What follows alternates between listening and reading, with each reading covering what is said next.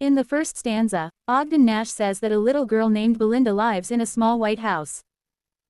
The girl has many pets at home. She has a small kitten that is black in color, a little mouse that is gray in color, and a creature that is really and truly a dragon. Also, there was a little red wagon in the house. In the second stanza, the poet tells the name of the pets who were in Belinda's home. He says that Belinda has named the little black kitten Ink and the little gray mouse Blink. The little dog was sharp and yellow in color, so she named him Mustard. She named the dragon Custard, which symbolizes that he was a cowardly animal and not brave enough like the other creatures at home. In the third stanza, the poet describes the features and characteristics of a dragon. He says that the dragon has big sharp teeth. He looks scary as his skin is pointed at the top, and his lower part has scaled underneath. His mouth looks like a fireplace showing his power. His nose is compared to a chimney through which smoke comes out from the fire of his mouth. The dragon's toes are so pointed that they can cut anything like a sharp knife. In the fourth stanza, the poet explains all the characters of the poem and describes their brave nature. He says that Belinda was as brave as a group of bears. Ink and Blink are so brave that they can scare and even chase away someone as strong as a lion. The bravery of the mustard dog was compared to that of the tiger's anger. However, Custard is described as opposite his physical nature. Instead of being brave as a dragon, he has been described as fearful and always cries for a nice safe cage. In this stanza, the poet describes how Belinda and other pet animals behave with the dragon. He says that Belinda used to tickle the dragon in a harsh way. Ink, Blink and Mustard have named him Percival.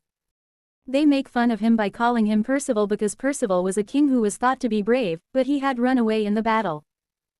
They all laugh at the dragon for sitting in the little wagon and make him feel that he is a coward. In the sixth stanza, the poet says that Belinda laughs so loud that it seems that the complete house is shaken due to her laughter. The mouse also laughed at the dragon by making a wreck sound. Ink and Mustard used to ask the dragon's age and make fun of him when he used to cry for a nice safe cage. In this stanza, the poet says that when all of them were busy making fun of the dragon, suddenly, everyone heard an unpleasant sound. It seemed like someone had entered the house. They saw that a pirate was climbing the window of the house. At this moment, the dog barked at him, and the cat meowed at him. Belinda cried as she got scared of him. In this stanza, the poet describes the appearance of the pirate. He says that the pirate has guns in both hands. He was also carrying a bright sharp blade between his teeth. He had a black beard, and one of his legs was injured. So, he seems to be a very dangerous person who intended to harm the house. In the ninth stanza, the poet explains the reaction of the pet animals and Belinda after seeing the pirate. Belinda became pale with fear and cried for help. The pet animals she thought were brave could not help her. The dog Mustard cried for a while and then ran away, and Kitten Ink went to the bottom of the house to hide. The mouse Blink ran to his mouse hole and smartly disappeared to save himself. In the 10th stanza, the poet describes the bravery of the dragon.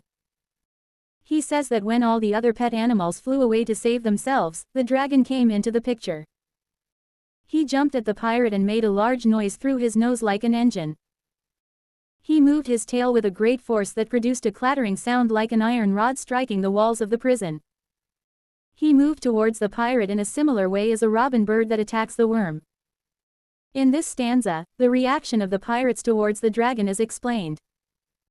The poet says that the pirate got shocked by the dragon's reaction and gave him a good look.